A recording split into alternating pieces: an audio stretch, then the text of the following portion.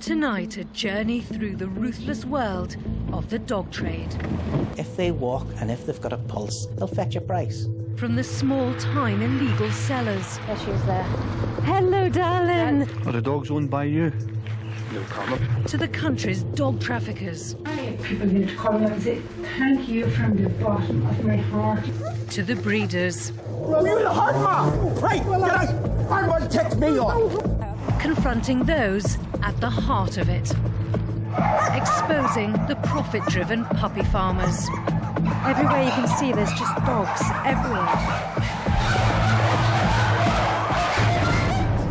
Get out! Tonight, we investigate the dog factory.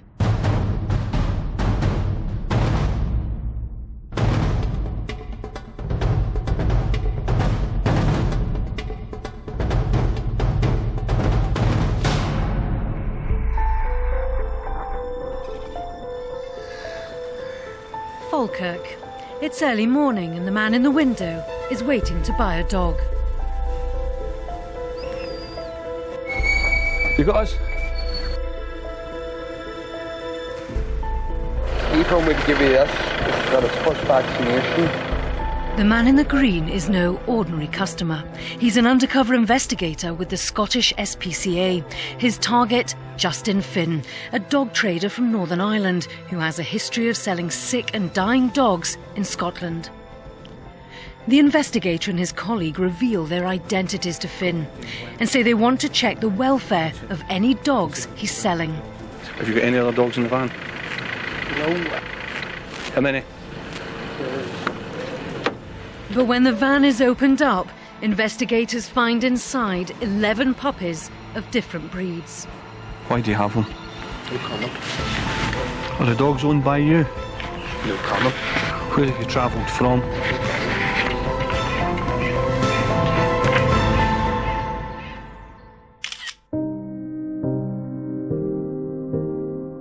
The SSPCA log every dog in case of a criminal prosecution and then seize them. These dogs, confused and stressed, have travelled for hours from Northern Ireland. They'll now be taken to a vet and checked.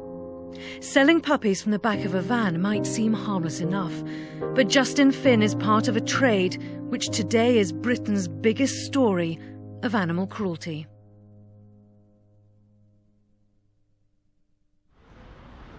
Let's face it, we love dogs. There are more than 9 million of them in the UK, and the puppy business alone is worth hundreds of millions every year. For the last 6 months, I've been investigating those involved in the dog trade, from the legitimate to the downright criminal, from small-time sellers to profit-driven puppy farmers. And at the heart of it all, unbelievable cruelty to an animal that we used to consider man's best friend. Today I'm on my way to meet 2 dog lovers who've experienced the dark side of the puppy trade. Lorraine and Michaela both bought puppies online. We decided to get a puppy and we went on Gumtree, Pets for Homes, those kinds of websites to try and find one. We came across a lovely wee jug, a Jack Russell pug cross. Says to my husband, we need to get that dog. I wanted a pup.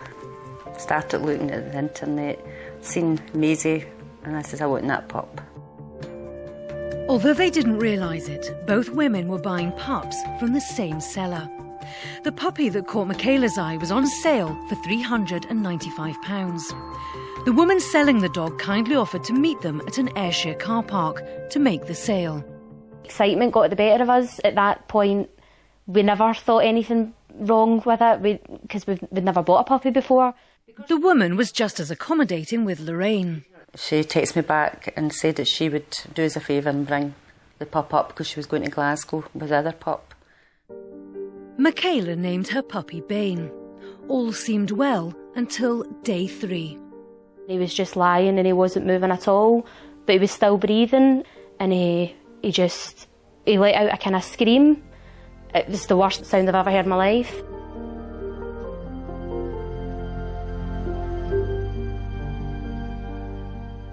I just died. Sorry. Like Michaela's dog, Lorraine's pup, Maisie, also became seriously ill after just a few days. She had the deadly parvovirus, a disease spread easily through contact with infected faeces, often seen in dogs bred in poor conditions. Maisie survived, but only after an emergency operation.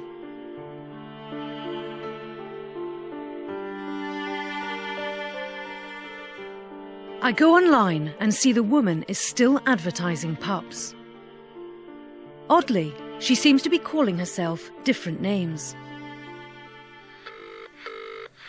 Our team give her a call.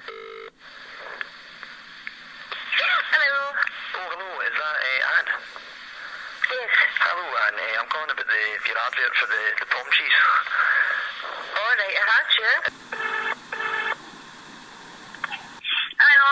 Oh, hi there. Is that Linda? Yeah, speaking. Hello. Hi there. Is that Marie? Yes, speaking. Hi there. I'm on the ClickPets website at the moment. It's the same woman every time.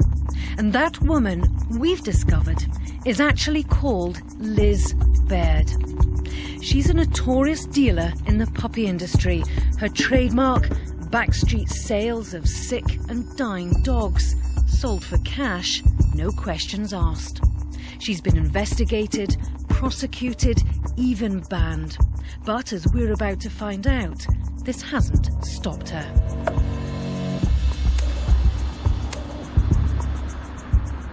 It's a cold December evening.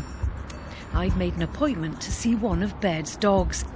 This time, she's calling herself Anne. There she is there.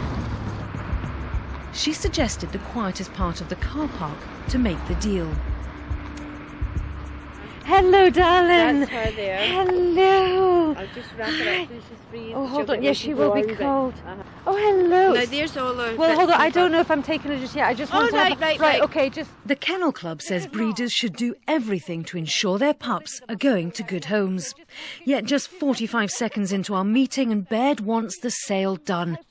But I'm not quite ready to make the deal. How old is she? That's she'll be 9 weeks on What do I need to Saturday. get done, injection-wise? Well, she's been one last week. She was done with Paraveda last week. Which Para, what's Paraveda that? done them at 6 weeks and 8 weeks. Okay. It's an organic. Check it out online. Hello. It's called Paravade. Hello. And it's called Parvo and it's for Linctus. That's the two main ones. Okay. Defleed as well last week. So Okay. Been done. Parvo is deadly. It can kill within hours. Any responsible breeder would vaccinate. Baird has chosen a herbal remedy, which veterinary experts say is no alternative to proper vaccination. So do I need to get anything for her? If you want to go down the technical, like the vet route, you can, but she's covered. Not according to the British Veterinary Association.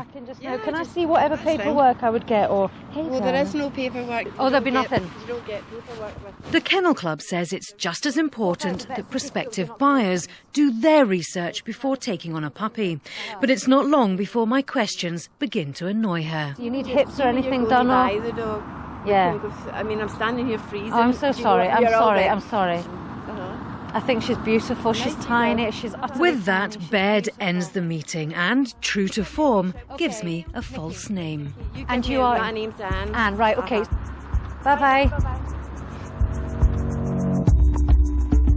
Everything about that meeting was wrong. The location, there's no paperwork, there's no vet certificate, her complete lack of interest in my suitability and her annoyance that you could see at even the most basic questions that I was asking. But I can totally get why people hand over their money to that woman because it's an emotional purchase, because I would rather I had that dog than she had it.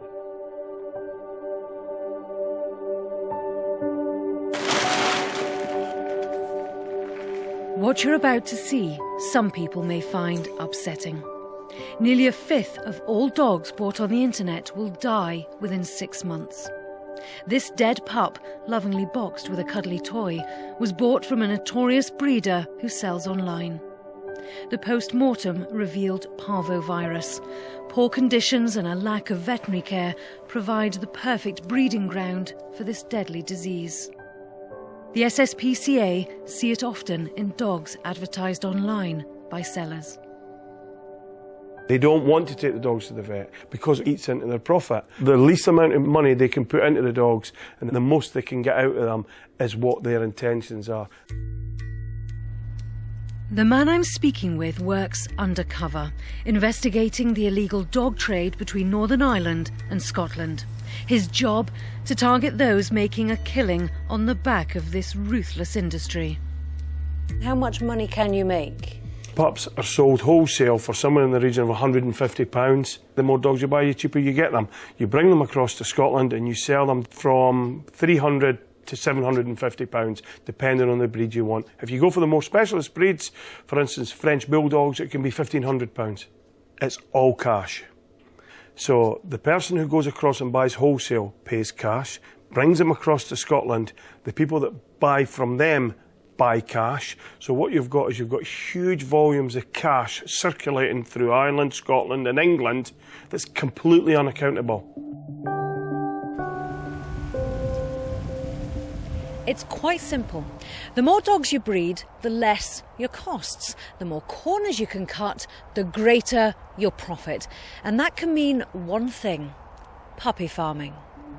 The ideal puppy purchase is this.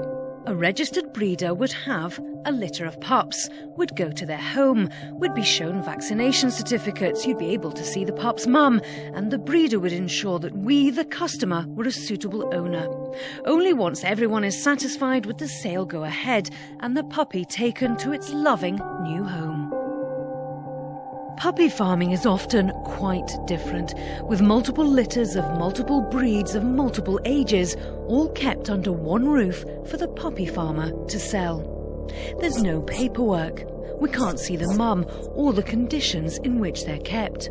And when things go wrong, the seller has often disappeared, no doubt to count his cash. Some puppy farms are licensed. They adhere to tight animal welfare legislation and are therefore legal. But all too often, this isn't the case.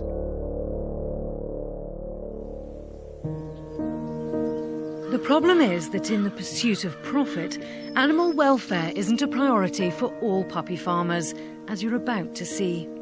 The following images can be the reality of the trade. You may find some of them disturbing. Footage of various puppy farms in Wales. 1 in every 3 pups bought in the UK today will have come from a puppy farm.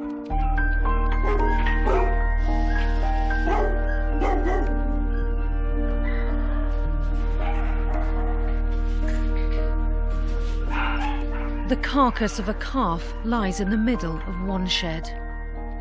Last year, puppy farms in Wales received several £1 million in European farming subsidies.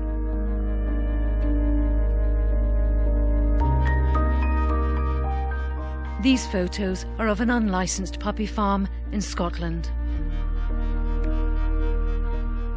This breeding bitch had also been used for dogfighting. The poor breeding and disastrous infection control take its toll on many. Thousands end up sick or dead.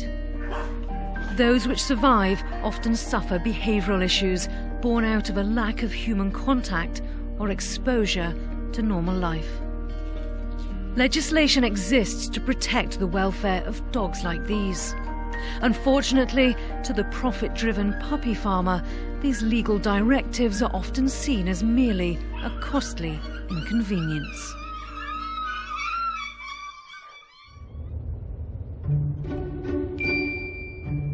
Investigating the illegal side of the dog trade can take you to some unexpected places. This is the affluent West End of Hamilton. Now, many of the houses round about here worth, £500,000 or so. One of the most expensive ones in this particular street is that one, just over there. It's home to Bernadette and Brian O'Neill. They've lived here nearly 8 years, paying more than $500,000 for the property back in 2007. Bernadette's from the Republic of Ireland, Brian's from Glasgow. With the tricolour flying proudly in the back garden, their love of Ireland is clear for all to see. But they also have another great love. Dogs. Bernadette sells dogs, lots of dogs. These are all adverts taken out by her and her husband in just a few months. Dozens of adverts, dozens of dogs. The O'Neills use different names which disguise the scale of their operation. Hello. Hi there, is that Russell? Yes. I'm just calling about your advert on Gumtree with the Pomeranian puppies. Hello. Oh, hello there. Can I speak to Henry, please? Yes. Hello. Oh, hi. Can I speak to Seamus, please? The man who answers each and every time is Brian O'Neill. He's selling multiple breeds and multiple litters, week in, week out. I want to find out where the pups are coming from. We make an appointment to see a couple of the advertised dogs. As we arrive, a pair of happy buyers leave with their new puppy.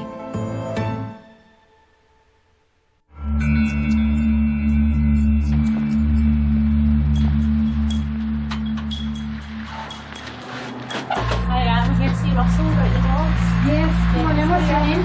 Mandy. Mandy, come in. This is Bernadette O'Neill. So cute. She brings out the first of the two dogs we've come to see. They've had they're fully blood checked. Yeah. They've been worn down, feed up to date. Right. And they're ready to go. Russell, real name Brian O'Neill, pops in to say hello. Bernadette tells us the dogs they're selling have come from a breeder. They're in Muskelbride. Surprisingly, she's reluctant to tell us the breeder's details. We never give out breeders' Oh, you don't names. do that? No, that's it. No. That one, gorgeous. We saw two pups during that visit. Another had just been picked up. And we know from their adverts that they have a whole lot more. For the O'Neills to be selling that many dogs that many times means there's a ready supply from somewhere. Now, they've just told us they buy from a breeder in West Kilbride. Well, I've looked at all the breeders in the country with licences, and there aren't any in West Kilbride. So, where are the dogs coming from? Why would they lie about the source? I managed to track down a couple of customers of the O'Neills. Both say they were impressed by the affluent address. It's like where footballers would stay because of the house. And that made you think what? That we were going to a person that breeds the dogs properly and nothing in the background. The best Respectful. start, the best start that you could possibly have for your dog. But that soon changed when Tracy went to collect her new pup, Winston. He was filthy. He had an ear infection, so we had to get the antibiotics for that. And for the first week, he was so quiet. You wouldn't even think we had a dog in the house. Tracy's description of Winston, his health problems, his behaviour, his lack of socialisation, his lack of paperwork, fits perfectly with that of a farmed pup. Lisa's dog Rosie, her behaviour, her health was the same. But it was when Bernadette handed the puppy to her and said it was from Ireland that alarm bells began to ring. She said, my husband's got a company, he's got a licence on his van to bring dogs over. And I was like, OK. I kind of assumed that it was Northern Ireland, didn't really think there'd be a problem with it. So you take the dog and you suddenly get given the documentation and you look at it and you realise it's the south of Ireland. It's the south of Ireland, it's County Wexford. That's not part of the UK, therefore something is completely illegal and wrong. Rosie should have had a pet passport, been rabies vaccinated and microchipped. She had none of these. The O'Neills had blatantly ignored the legislation set up to protect dogs from being transported into the country at a young age, as well as defend the UK from rabies. Lisa's vet contacted the authorities, who presented a difficult choice. The options I were given were to put her to sleep, have her deported back to Ireland somewhere, or to have her quarantined. Lisa chose quarantine, effectively doubling the cost of Rosie.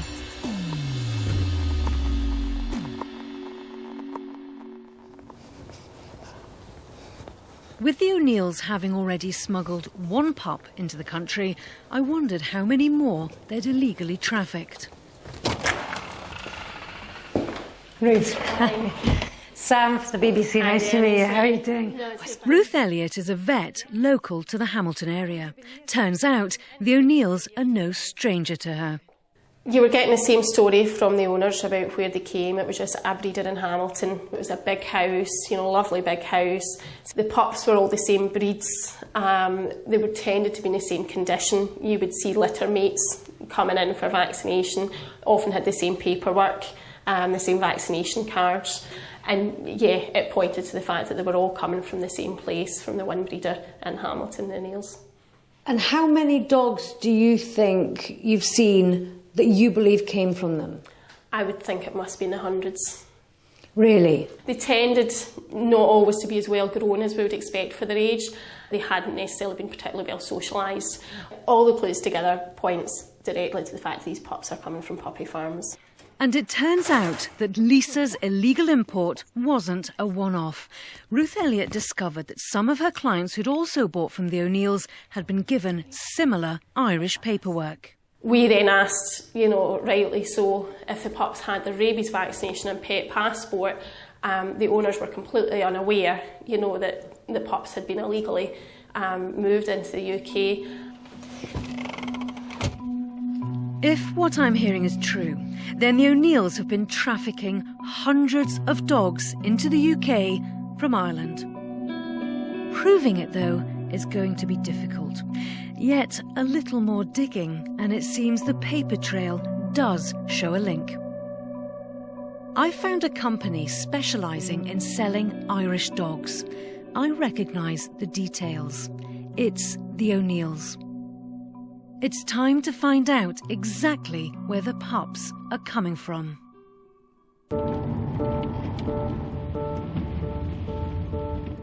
I spend the next few months keeping a very close eye on the movements of Brian O'Neill. Almost every Tuesday I watch as he travels to Cairn Ryan to catch the early ferry to Belfast. But it's where he goes next which confirms my suspicions.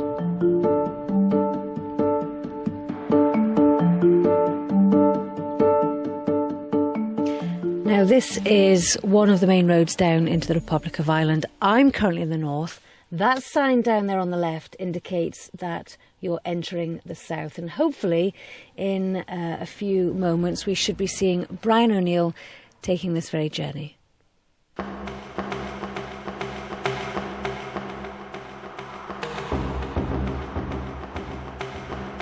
And bang on time, there he is. Straight across the border into the Republic of Ireland. And it's here he does his shopping, collecting puppies from various suppliers. No proof of vaccination, too young to travel, and often sick. It's clear to see why buyers come to the south for their stock. Pedigree pups here can be sold for as little as £36, a fraction of the cost in the UK. The following morning, van full, he drives back to the north and heads straight for the docks.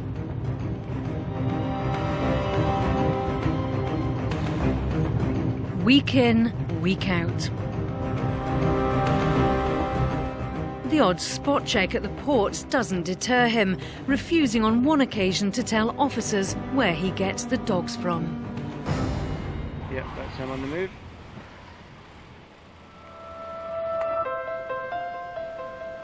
After the dogs are safely on Scottish soil, the next part of the O'Neill's deception begins.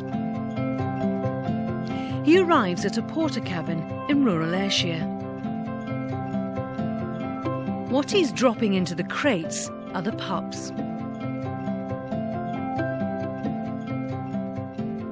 He takes them into a porter cabin where a vet is waiting. As far as I can tell, the vet then checks them in good faith and vaccinates. The certificate issued makes no mention of Ireland, or pet passports, or rabies vaccines. An illegal past now almost impossible to trace. It's time for me to see for myself the dogs I've witnessed being illegally imported into the country. I'm just going to give Brian O'Neill a call. He's calling himself Russell on his adverts.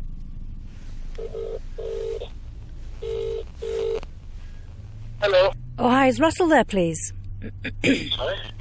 Hi, is Russell there, please? Who, sorry? He can't even remember who he's supposed to be. Russell? Yes, speaking. All right, sorry. I was just phoning up. I'd seen an advert for some Jack Russell miniature dogs. Yeah. I was just phoning up to see whether, in the vain hope, the desperate hope really, that you've got some left. I have, yes. Excellent. I arrive for my appointment to buy a dog.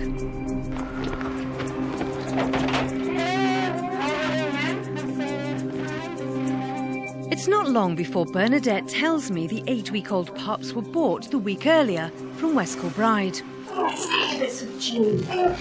She then talks me through the vaccination card issued the previous morning in the porter cabin. So the date of birth is the 16th of the 10th. To all intents and purposes, I'm buying a Scottish dog. If you ever have any questions or any problems with the dog, you come back to us. Not to the breeder. Not to the breeder. That's fine. You deal with us. We've never had a problem, really, because we know where they're coming from, we know they're healthy. I people going to call me up and say, thank you from the bottom of my heart. You have just, I can't believe how good the wee puppies are, and I love to get that kind of feedback. You know, and what? Are you a nice scratch? Do you got it? Are you? What will the SSPCA undercover officer make of the O'Neills' smuggling operation? Where would the O'Neills sit in terms of scale for you? Yeah. Problems for you? Well, we would believe them to be significant dealers in pups Close in to the Scotland. top? Yeah, I would say that they would. They certainly. We believe are generating large amounts of money and bringing in large amounts of dogs. So yeah, definitely. I've done the sums. I believe they're selling around 50 dogs every month. And that's a conservative estimate. Well, that's around £200,000 a year, cash. I want to know the consequences in terms of animal welfare of what the O'Neills are doing. Watching my footage are 3 of the UK's most eminent experts in veterinary medicine, animal welfare law and canine behaviour. John, you're wincing a little bit at that. Puppy's frozen because it's not used to being picked up, put on carpet. It's probably never been on carpet in its life by the looks of it. It's not coping at all well at the moment. It doesn't look a healthy puppy either. That puppy does look thin and pot-bellied. The dog's welfare is clearly compromised. And I think it's worth making the point too that some of these puppies will turn to aggression as a way of dealing with their mental health issues. The truth of it is that most of the aggressive dogs we see in the country have come through this kind of route. The despicable nature of this trade is that absolutely everybody involved in it is a loser, apart from the people who are making very significant amounts of money. It's time for me to ask Brian O'Neill about his activities. I catch up with him at the border as he heads south on another dog run. Hi, Mr. O'Neill. I'm Sam Poling from the BBC. I just want to have a chat with you privately about your illegal dog trafficking operation, if that's okay. Well, what I'd like to do is just ask about all the dogs that you've been bringing, backwards and forwards, week in, week out, month in, month out. I've been following you for the past 4 months. And I know that you've been literally taking hundreds of dogs week in and week out, Mr. O'Neill, and having the history of those dogs rewritten as Scottish. You've got absolutely nothing to say about it.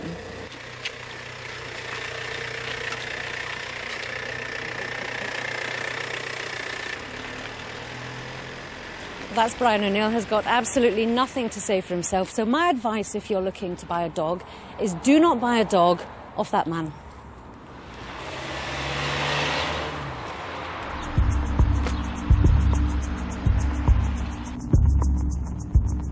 As the O'Neills have shown, those involved in the illegal dog industry find deception a helpful tool. Last year, more than half of all those who bought a puppy had to rely on the seller's assurances as to the animal's true background, instead of seeing where the pup had been bred. There's a reason for that. The seller is often just the shop front, his stock bought from elsewhere. The warehouse.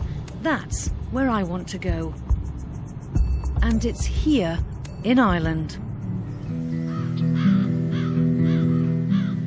Its rural farmlands, its remoteness, supported a complex criminal infrastructure during the Troubles. It now provides the perfect breeding ground for puppy farms. Busy shipping ports along its coast enable the dogs to be moved easily and quickly to market. Down at Belfast Dock, I meet a man who spent the last 5 years working for enforcement agencies investigating cases of animal cruelty. A former police officer, he now works undercover and says the criminal networks he exposed in drug gangs and weapons trafficking have similarities to what he's discovered in the illegal dog trade. It's a fantastic distribution network.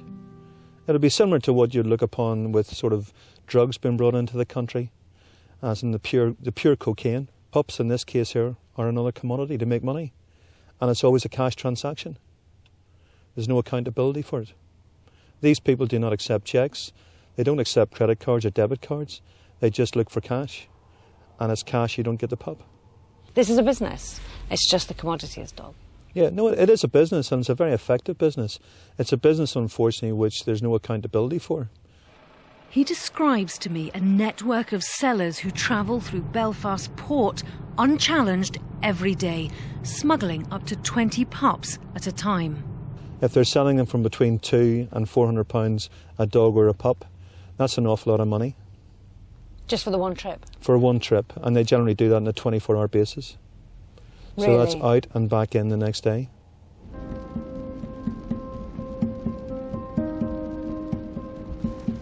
It's 9 o'clock at night in the border area of Northern Ireland.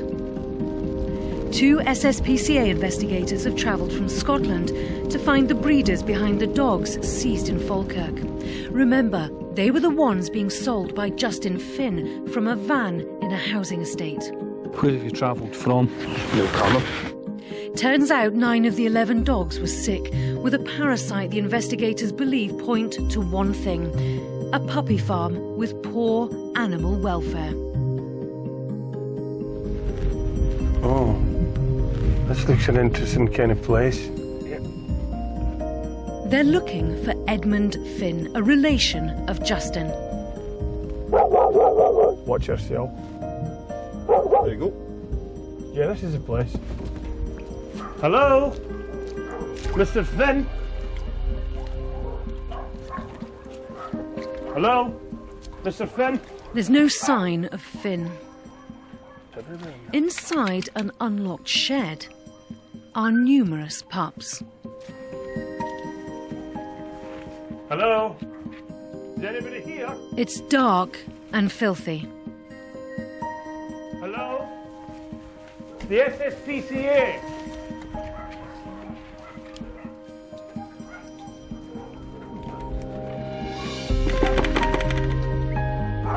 In the empty, dilapidated farmhouse, the investigator finds more pups, even younger than those in the sheds. It's a puppy farm, and the SSPCA are deeply concerned about the dogs' welfare. Come back tomorrow.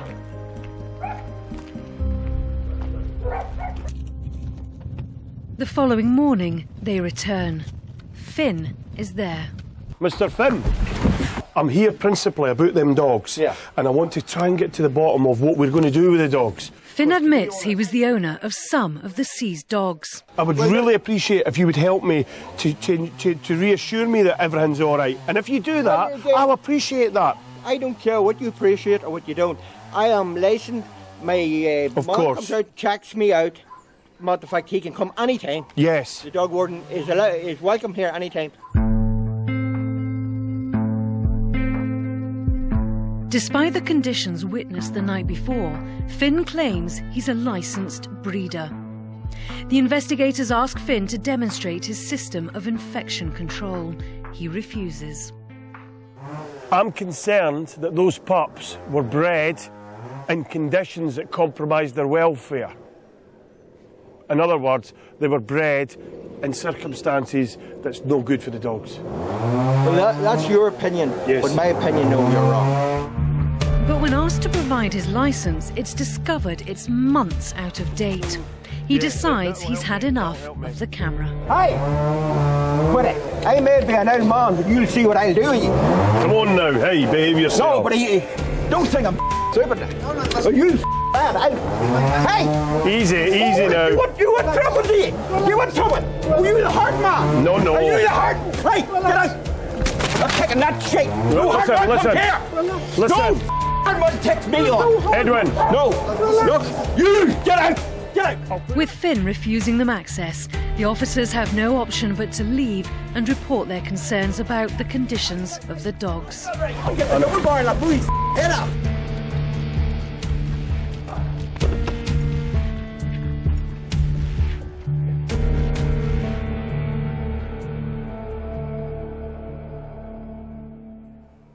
I show the panel our footage of the Finn's dogs and the conditions we'd found them in.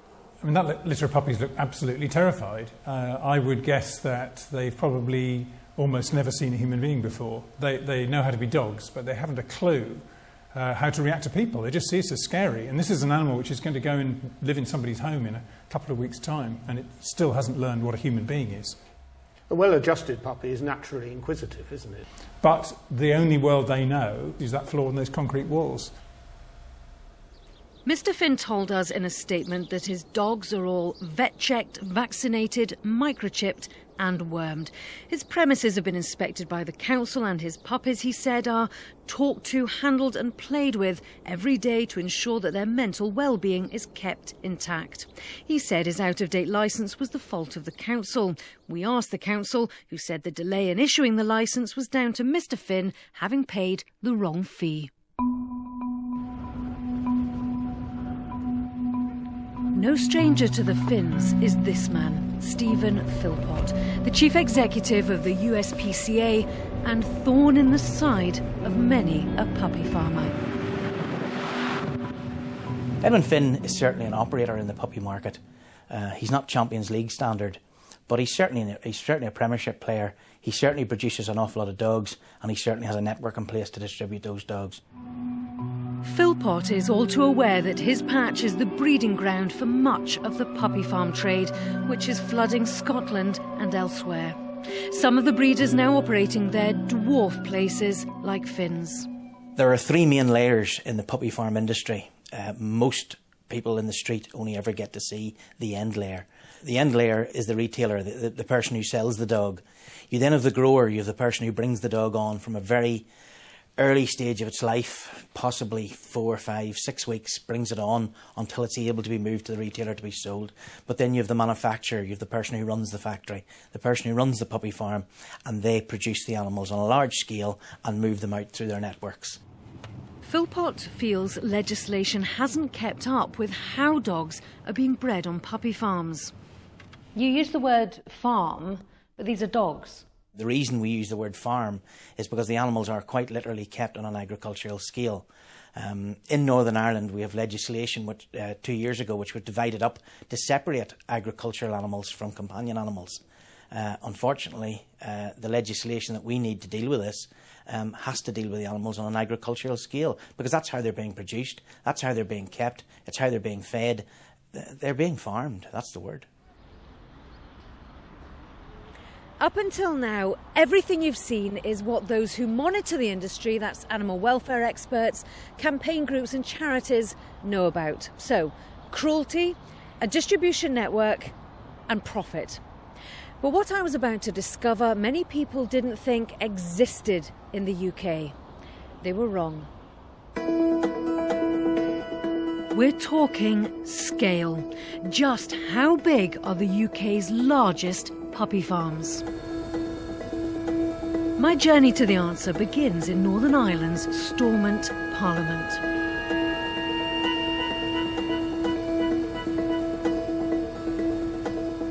In 2010, the country's Department of Agriculture and Rural Development, known as DARD, decided updated legislation was necessary to regulate commercial dog breeding.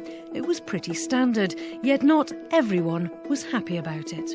A group of dog breeders called Canine Breeders Ireland objected to nearly every aspect of the legislation. They didn't want an annual licence, they wanted a 5-year one.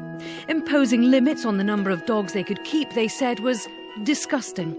Dogs didn't need daily exercise, they could do that themselves in the kennels. A maximum of 6 litres per bitch was too low, they said.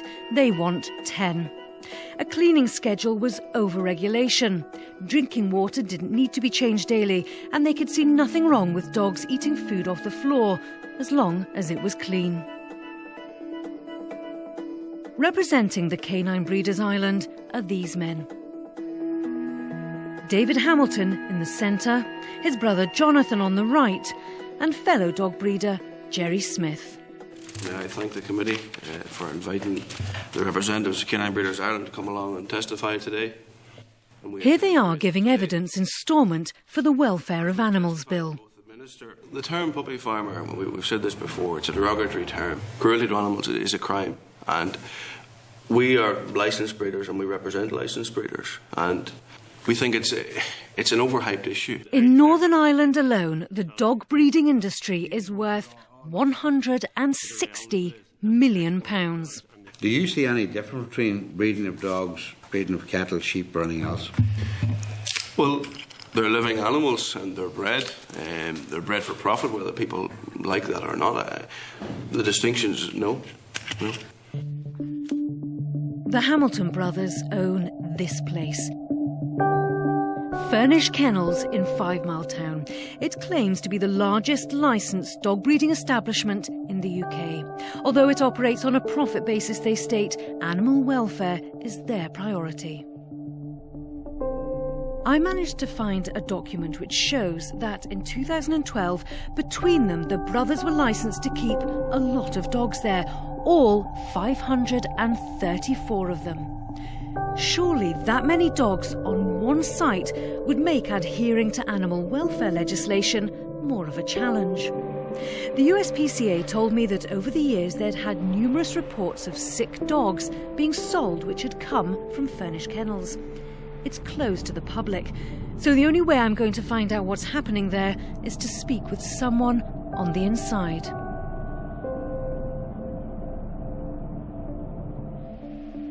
David Bailey was a government vet working for the Department of Agriculture and Rural Development. At the same time, he was employed on the side by the Hamiltons for almost 3 years from 2007. He's never spoken publicly about the Hamilton brothers and their dog breeding operation. Until now. This was a production scale enterprise that was driven by profit. There's about 500 breeding bitches, they had a few stud dogs, but they had maybe 80 or 90 puppies, newborn puppies of various stages of sort of development up until 6 to 7 to 8 weeks. So let's call it 600 animals. I'd never seen it before with regard to a breeding population of dogs, never seen it before. Bailey wanted a log kept of all the dogs, but said that David Hamilton was reluctant to keep these records. I have my suspicions why he didn't want me or others to know the numbers of animals that he had. The suspicions being what? So the suspicion being that he didn't want it publicised or made clear to anyone for any reason that maybe a bitch was being bred from 3 or 4 times a year. That the number of deaths that puppies would die was unacceptably high. Sick and diseased puppies were a constant concern, as these emails from David Hamilton to Bailey show. For the Hamilton brothers, every dead dog or bitch unable to produce is a loss of revenue. Agricultural-style farming began to be applied. It was like a production facility that you'd expect in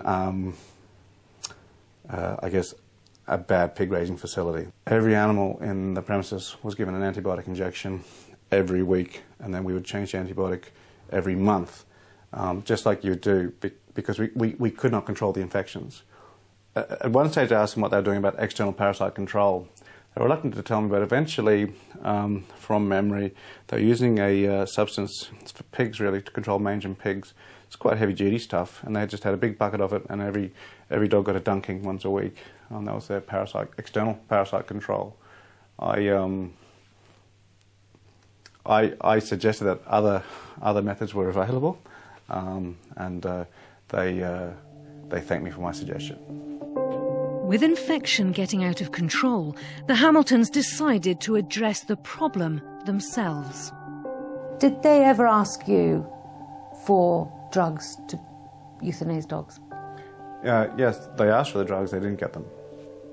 And then the next, you get an email from David Hamilton where he's concerned because he's applied for a firearm and he's concerned he might not get it. Yes, he's asked me to support his application for a firearm for the purpose of putting down puppies or dogs. I did not support that application. Not only did Bailey refuse, so too did the police.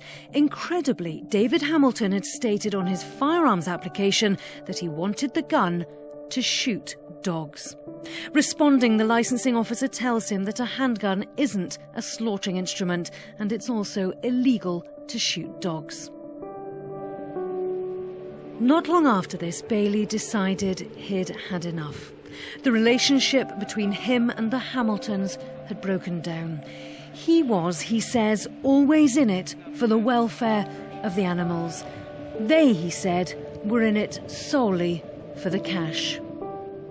My obligation is not to the Hamiltons, it's to the animals. Okay. So, and I have a duty. I have a duty to report what I feel are breaches in animal welfare. They may not like it, but I have a duty to the animals, not to them. The experience of the USPCA, the evidence given to me by David Bailey, all suggests serious breaches in animal welfare at Furnish Kennels. But it's the scale of the operation that I'm interested in.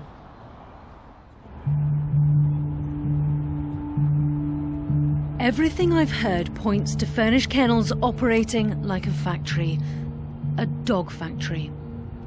I want to capture it on camera. With the kennels closed to outside guests, I'm going to have to choose the timing of my visit there very carefully. Drop off at the 5-bar gate, into the field. Once the whole ground party's in the field. It's 2 in the morning on the outskirts of 5 Mile Town, not far from the border in Northern Ireland. In the event of anything happening, basically, we come back down to this gate, and that's where our drop-off and pick-up gate is. If we have to go... The men I'm with are undercover investigators. These main sheds here, we believe, is where the actual puppies are bred. That's the main puppy farm. Our biggest problem is that's where the actual occupants of the whole yard actually live. This is big business for these guys. They come out and find, a few of us in their yard. They're not going to be happy. No. So we're there to turn around and try and get you the evidence we need. Mm-hmm. But at the same time, we're not going to compromise ourselves. We travel the few short miles to the farm. It's so dark, the only way to film is by switching the camera to night vision.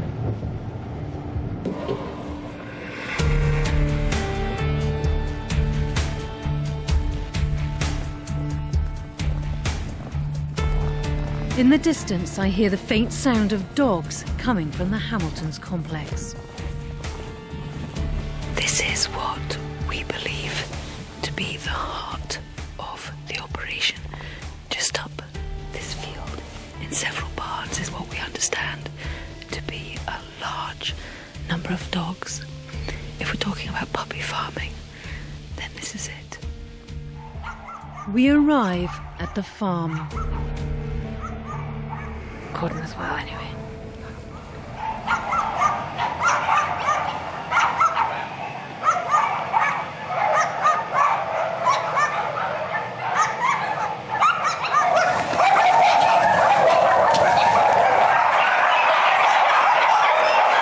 The noise is deafening.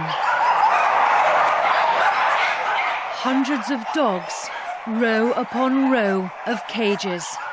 Every single one of these animals a breeding bitch for the Hamilton's dog factory.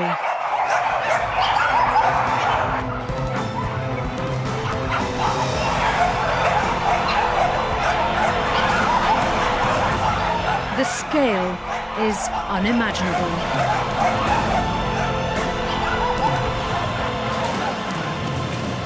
Oil cubes like these, when empty, are put in the back of each run for the dogs to sleep in. Something catches my eye in each of the cages. Plastic pipes with a hollow trough at the bottom. It's an automatic feeding system. The pipes are filled with food which drops down whenever the trough becomes empty. It's similar to ones used in battery farming. It's a labour-saving device and reduces the need for human contact.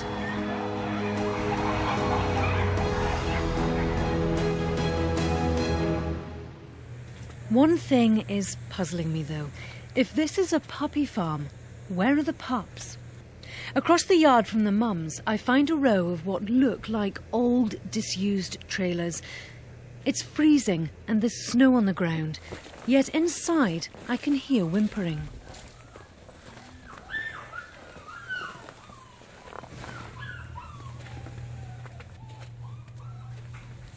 You can hear the dogs now. Yeah, there's pups in there, but for definite.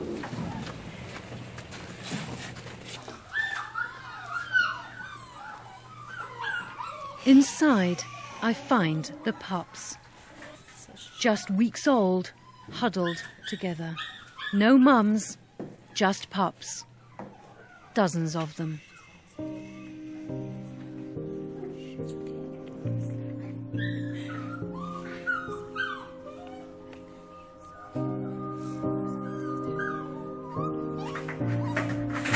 Multiple breeds, multiple litters, multiple ages. So this is puppy farming.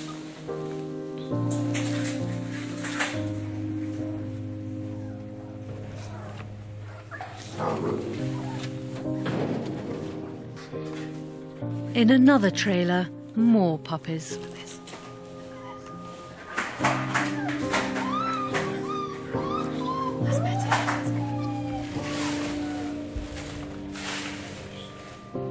These are all empty, presumably waiting for the next batch of dogs to be filling them. This is, in the authorities' eyes, a perfectly legitimate, licensed dog breeding operation. It just happens to look like a farm, a dog farm, a dog factory.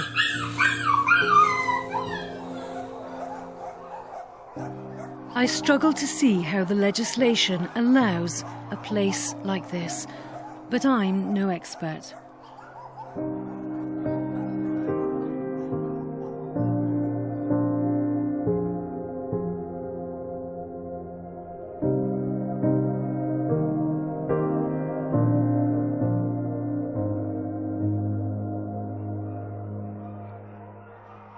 I show my footage to our panel. All that noise going on, those dogs are going to be deafened because dogs have very sensitive hearing. Yeah. And I presume the feeding system is there, so it just reduces the contact with humans even more, really. I mean, these dogs are not going to be well socialised dogs. They're not going to look on humans as being their source of food. It's just going to come out of a tube. It seems to me, just looking at it, that this is a lower standard than would be required of agricultural animals in an intensive system. Wow. Really? Yes. Are you shocked by this, genuinely? Very, very genuinely shocked, yes. I've never seen anything like this anywhere. It's an extraordinary and abhorrent mixture of the worst of factory farming and dog breeding. This place is licensed. Yeah. It calls into question the whole credibility and integrity of the legislative regime. In a statement through his solicitor, David Hamilton said his premises are maintained and run in accordance with all relevant legislation and regulations in an entirely open and transparent manner. All dogs are under the supervision of a nominated veterinary surgeon. All recognised protocols are in place. We contacted the council responsible for the inspections of Furnish Kennels. They told us the kennels was now called the UK Dog Breeding Academy. They inspected the premises 4 weeks ago and found no evidence or mortality. No puppies were found to be kept in trailers on site. It was their opinion that the premises are kept in very good condition and complied with legislation. I want to know what those who helped create the legislation in Scotland think of all we've uncovered during the course of our investigation. Scottish Government takes animal welfare very seriously. We have in place various bits of legislation that helps with this, around licensing of breeding establishments and the conditions that are applied to them, pet shop licensing, but all of that relies on knowing about people who are avoiding them and enforcement of the legislation. So whilst we can create legislation, it's just as important that that legislation is enforced. I tell her about the O'Neills and their business of trafficking young pups. They should be 15 weeks if they've come from the public. They should be rabies vaccinated. Yes. They should be microchipped. There should be pet passports. Yes. That's all true, isn't it? They should have all of that. Yes, that's absolutely true. They have none of that. These guys are illegally importing these dogs. Yes. Supply us with details and it'll be followed up. And what about the conditions at Furnish Kennels in Northern Ireland, run by the Hamiltons? Pups which are ending up in Scotland. It was barbaric. It was a production line. It was using animals as a commodity. Battery farming? Yes. It upset you? Yes. I'm not easily upset, but yes, that upset me.